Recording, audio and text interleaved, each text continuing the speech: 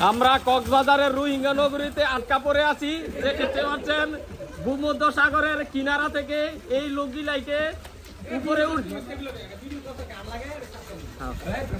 ঠিক আছে তো এমনি কই আবার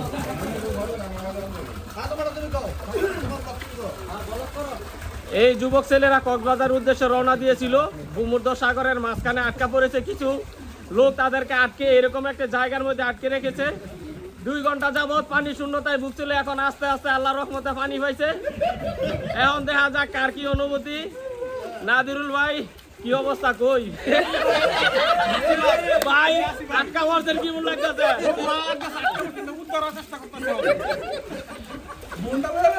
ফায়ার সার্ভিস সহ ঊর্ধ্বতন প্রশাসনিক সকলকে ফোন করা হয়েছে, তারা ভয়ে আসতে পারতেছে না, এই এরিয়ার মধ্যে কেউ ঢুকতে পারতেছে না।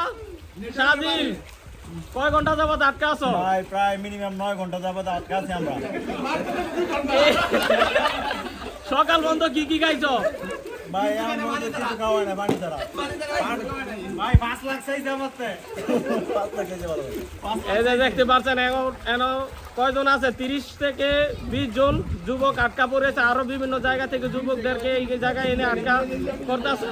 তারা আমরা দেখলাম আটকা পড়েও যে এত খুশি, এদেরকে না দেখলে বোঝা যাইতো না।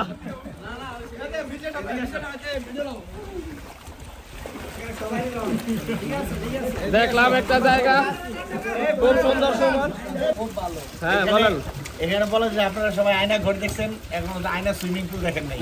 এটা চায়না সুইমিং পুল।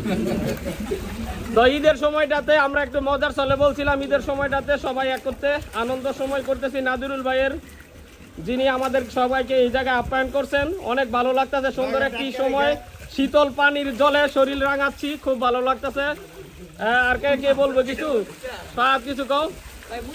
কেমন লাগতেছে? আলহামদুলিল্লাহ ভাই অনেক ভালো ভাই। নাদিরুল ভাই আমাকে খুব ভালো একটা জিনিস উপহার দিল এবং কষ্ট দিতেছে। আমরা দেখতেছি অর্ধেক দেহ রোদে পড়তেছে আর অর্ধেক দেহ পানিতে ভিজতেছে, অন্যরকম অনুভূতি। না শীত না গরম না শীতোষ্ণ, কিন্তু হাই রেজুলেশনের ভিডিও হয়েছে।